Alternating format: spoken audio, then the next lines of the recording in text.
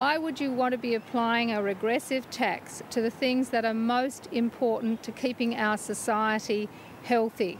This morning I've been out to Second Bite, looking at an organisation that is collecting up food in order to distribute it to people who need it.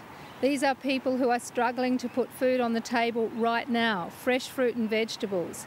I reject absolutely the idea that we should be increasing the GST on education, health and food. One of the problems with the Grattan report is that it doesn't identify what the World Economic Forum has identified, and that is we need to completely sever the link between growth and resource use, particularly non-renewable resources, and also start charging for waste.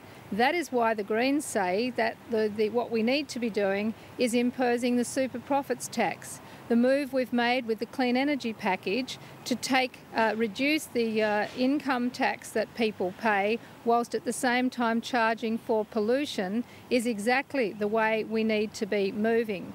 The game changer that the Grattan Institute didn't identify is the need to invest in the Gonski Review. We've just had a major report showing that Australian education is falling behind. A report which shockingly shows that the top 20% of students in Year 9 are 5.5 years of education ahead of the bottom 20% in Year 9. If ever we needed an investment in education, it's right now, and that is the game changer for Australia in terms of lifting community well-being and productivity as a nation. That's where we need to be going. The Greens also reject the idea of extending the pension age. We objected and opposed the extension of the pension age when it was done previously, and we continue to believe that that is not the right way to go. Incentives for greater participation in the workforce are a good idea, and that goes for women in the workforce and older people as well. But going to this negative, if you like, or big stick is not an appropriate way to involve people and to achieve higher rates of participation.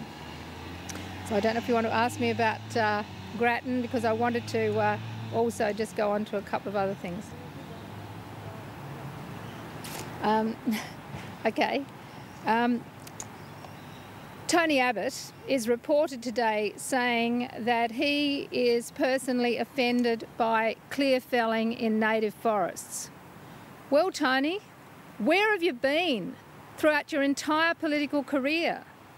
Tony, you stood behind John Howard, right beside him in fact, and we've watched thousands of hectares of Australian native forest be clear-felled right around the country while you have been in the Parliament.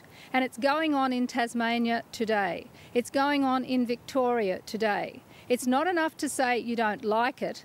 What people want to hear from you, Mr Abbott, is what you are going to do to stop it.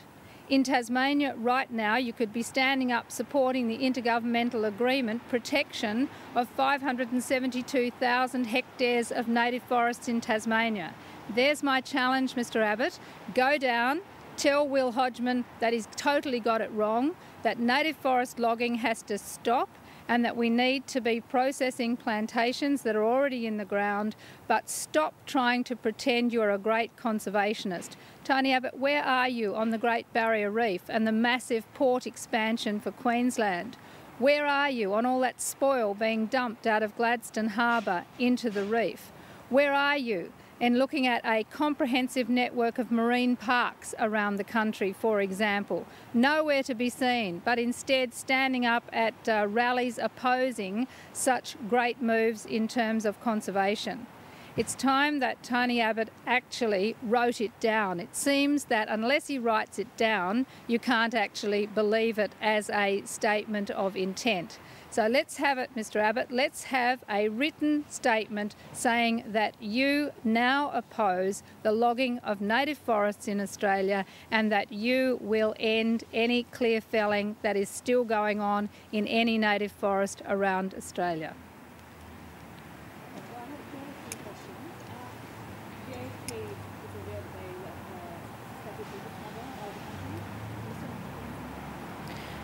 Well, I think the AFP certainly has got a lot of questions to answer, and I think this whole case really, when you put the common sense test across it, you have to ask, as an Australian citizen, how is it that someone about whom such serious allegations were raised in the media earlier this week can just leave the country? I think the AFP does need to answer these questions, and it is certainly something that the Greens will be following up in the Parliament. That was Christine Milne speaking in Melbourne about the Grattan Institute report on the economy and other issues challenging Tony Abbott's stance on conservation.